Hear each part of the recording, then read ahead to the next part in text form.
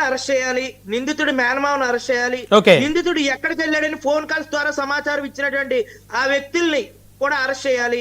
Scene of offence లో నేను వెళ్ళి చూశానండి, నిందితుడి యొక్క భార్య చెప్పులున్నాయి, ఇంకా వేరే వాళ్ళ చెప్పులున్నాయి, అవేవి కూడా సీజ్ చేయలేదండి.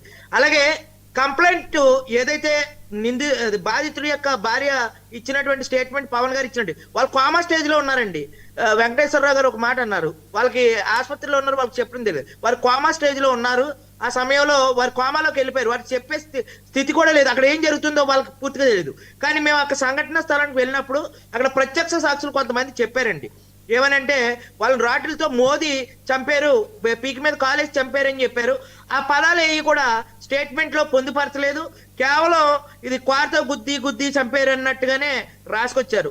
అది ఇంటెన్షనల్ గా వాళ్ళ నాన్న రాడ్లు ఎట్టుకొచ్చి వాళ్ళని బలవంతంగా వాళ్ళ మీద దాడి చేసి చనిపోయేలాగా అతన్ని కొట్టి చంపారు అనేది ప్రత్యక్ష సాక్షులు చెప్పిన తర్వాత అవి నేను సోషల్ మీడియాలో కూడా పెట్టాను. ఆ పెట్టిన తర్వాత మాత్రమే నేను మాట్లాడుతున్నానండి. ఎందుకంటే అయ్యప్ప గారు మీకు చిన్న రిక్వెస్ట్ సార్, దయచేసి ఈ రాష్ట్రంలో మీరింత బయటకు వచ్చి బహిరంగంగా ఆ ప్రభుత్వం మీద ఆ ఎమ్మెల్యే గారి మీద మీరు విమర్శలు చేస్తున్నారు, జాగ్రత్తగా ఉండండి సార్. ఎందుకైతే బాధితురాలి భార్య చేత కూడా మీ మీదే కంప్లైంట్ ఇప్పించి మిమ్మల్ని అరెస్ట్ చేయించగలిగినటువంటి సమర్థవంతమైన ప్రభుత్వం సార్ ఇది, మీరు జాగ్రత్తగా వైఎస్ఆర్ పార్టీ ప్రభుత్వం.